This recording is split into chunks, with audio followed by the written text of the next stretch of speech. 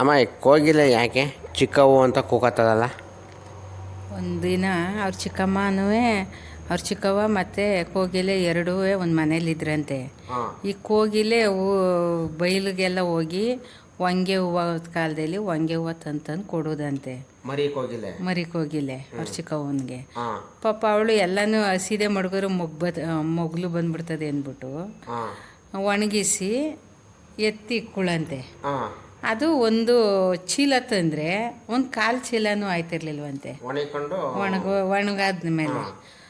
ನಮ್ಮ ಚಿಕ್ಕವ್ವ ಯಾವಾಗಲೂ ನಾನು ಅಷ್ಟೆಷ್ಟು ಹೊತ್ಕೊಬಂದು ಕೊಡ್ತೀನಿ, ಅರ್ಧ ಒಂದು ಚೀಲ ತಂದರೆ ಕಾಲು ಚೀಲನೂ ಮಡಗ್ಬಿಟ್ಟು ನಂಗೆ ತೋರಿಸ್ತಾಳೆ, ಎಲ್ಲ ಮಾರ್ಕೋಬೋದು ಅಂದ್ಬಿಟ್ಟು ಏನು ಮಾಡ್ತದಂತೆ ಅನುಮಾನ ಬಂದು ಬಾಚಿಗವ್ವ ನೀರಿಗೆ ಹೋಗುವ ಅಂದ್ಬಿಟ್ಟು ಕರ್ಕೊಂಡೋಗಿ ಒಂದು ಬಾವಿ ಹತ್ರ ನೀರು ಸೇದ್ತಾ ಇರ್ಬೇಕಾದ್ರೆ ಬೊಕ್ಕೊಂದು ನೀರು ಸೇದ್ತಾ ಇರ್ತಾಳಂತಲ್ಲ, ಒಳಗಡೆ ತಳ್ಬಿಡುತ್ತಂತೆ.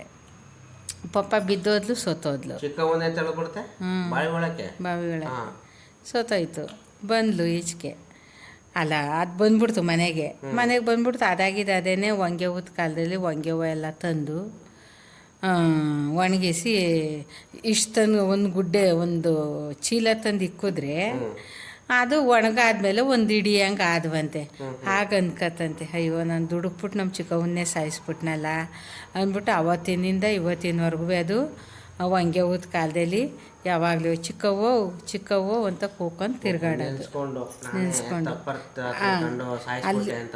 ಅಲ್ಲಿವರೆಗೂ ಅದಕ್ಕೆ ನೆನಪರಲ್ಲ. ಹೊಂಗೆ ಹೂದ ಕಾಲದಲ್ಲಿ ಮಾತ್ರ ಚಿಕ್ಕವ್ವ ಅಂತ ಕೂಗವು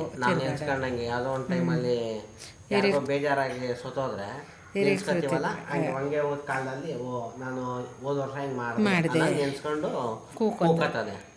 ಅಷ್ಟೊತ್ತು ಅಂದೆ ಪಾಪ. ಸರಿ ಚೆನ್ನಾಗಲ್ಲ. ನಮ್ಮ ಹಿರೀಕರು ಬಡ್ಡಿ ಮಕ್ಕಳು ಎಲ್ಲದಕ್ಕೂ ಒಂದೊಂದು ಕತೆ ಕಟ್ಬಿಡ್ತಾರೆ ಕಣ.